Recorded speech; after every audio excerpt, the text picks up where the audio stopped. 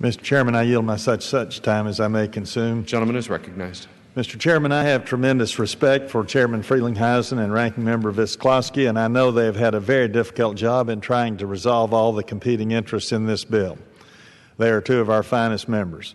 My amendment is being offered primarily because of my very great concern for our astounding national debt, now over $19 trillion, and a debt that is going up much higher in the years ahead. Also, I just do not believe in forever permanent wars, and we have now been involved militarily in Afghanistan for over 15 years with no end in sight. The words we see most often about the American public's view of the war in Afghanistan is war-weary. The American people want us to stop spending so much money in Afghanistan and start making things more secure here at home. Afghanistan is classified as one of the least developed countries in the world with a population of 30 million. Their GDP is approximately $20 billion in American dollars. Even with my amendment, which would be a 13% cut, we would still be spending $3 billion there in the next fiscal year. My amendment would save $448 million and place it in the deficit reduction account. The OCO account has been referred to as a slush fund for the Defense Department and as a budgetary gimmick. Just yesterday on this floor, the ranking members of the full committee and the subcommittee both criticized this way of funding some of our overseas operations.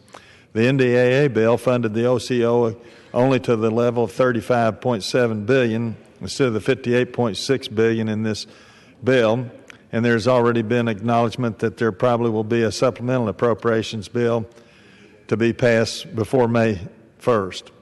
Afghanistan was referred to by the disgraced General Petraeus, who's still respected by many and many others, as the graveyard of empires. It is ruled by tribes and village warlords, and the threats from radical Islamic terrorists to the U.S. Are much greater for almost every other country, and even here at home. The average income there is about $667 a year. With the $3.5 billion in this bill for Afghanistan, we could put almost every leader there on the U.S. payroll and give them big raises.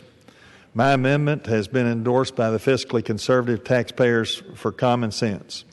I commend the subcommittee leadership for already having a small cut in this bill for Afghan funding from $3.65 billion to $3.45 billion. This seems to me to be at least a partial admission that most on the committee agree with me.